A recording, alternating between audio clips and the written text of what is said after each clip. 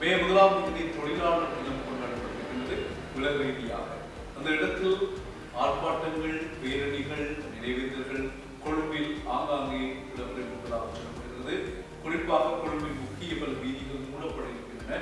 இந்த ஆர்ப்பாட்டங்கள், பேரணிகள் மற்றும் நிறைவேற்றல்கள் காரணமாக அவ்வாறு மூடப்படுகின்ற பொழுது பயனாளிகள், குறிப்பாக வீதிகளில் பயணிக்கின்ற பிரயாணிகளின் எந்த விதமான இடையூறுகளுக்கும் வழிவகுக்காமல் அவர்களுக்கு மாற்று விதிகள் ஏற்பாடு செய்யப்பட்டுள்ளதாக போலீசார் தெரிவித்திருக்கிறார்கள். சம்பந்தப்பட்ட மாவட்ட போலீஸ் உத்தியோகத்தர்கள், காவல்துறை மாதிரிகள் மற்றும் சகல போலீஸ் உத்தியோகத்தர்களுக்கு போலீஸ் ஊடக பிரிவு அறிக்கையை வெளியிட்டிருக்கிறது.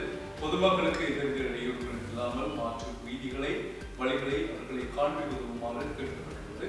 அது தவிர கொழும்பில் குறிப்பாக கோட்டை, உயர்நிலை வீதி, அதே போல பிரதான இடங்களில் இருக்கக்கூடிய வாகன நெரிசல்களை இல்லாமல் செய்வதற்கு ஏற்பாடுகளும் துரிதமாக மேற்கொள்ளப்பட்டுள்ளன. தொழிலாளர் தினம், இந்த தொழிலாளர் தினம் என்பது ஏன் மே மாதம் 1ஆம் தேதி கொண்டாடப்படுகிறது? இது தொடர்பான விடயங்கள் உங்களுக்கே தெரியும். தொழிலாளர்களுடைய 8 மணித்தியால வேலை என்பதை உறுதிப்படுத்தி அவர்களுக்கான ஊதியங்கள், அவர்களுக்கான வாய்ப்புகள் எல்லாம் சரியான முறையில் வழங்கப்பட வேண்டும்.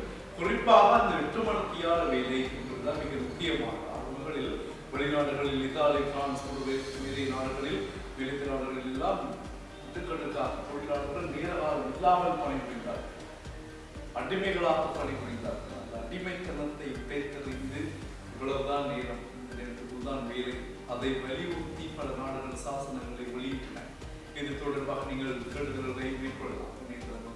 போது தொழிலாளர் தினம் என்றால் என்ன என்பதற்கான சரியான விளக்கத்தை நீங்கள் புரிந்து கொள்ளலாம். அவ்வாறு உருவாக்கப்பட்ட இந்த தொழிலாளர் தினம் பிறகு அரசியலாக மாறியது ஒரு துரதிருஷ்டவசமானது.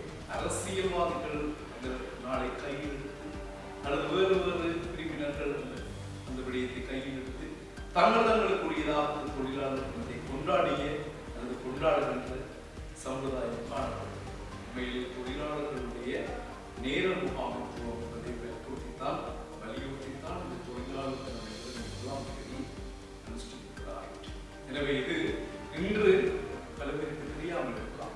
தொழிலாளர் தினம் என்றால் ஏதோ ஆர்ப்பாட்டங்கள், பேரணிகள், நிறைவேற்றங்கள் எதற்காக செய்யணும் தெரியாத பல காரணிகளோடு இன்று அனுஷ்டிக்கப்படுகிறது. கொழும்பில் நாளை 15 தினங்களில் நிறைவேற்றல்களும் ஆர்ப்பாட்ட பேரணிகளும் கூட்டங்களும் நடந்துள்ளதால் பாதைகள் மூடப்பட்டு போலீசாரின் தீவிர கண்காணிப்புகளும் பாதுகாப்புப்படுத்தப்பட்டு போக்குவரத்துகள் ஈடுபடுத்துவதற்கு மாற்று வீதிகள் அறிமுகப்படுத்தப்பட்டு இடையூறுகள் இல்லாமல் ஏற்பாடுகள் செய்யப்படுவதாக அறிவிக்கப்பட்டுள்ள செய்திதான் இது.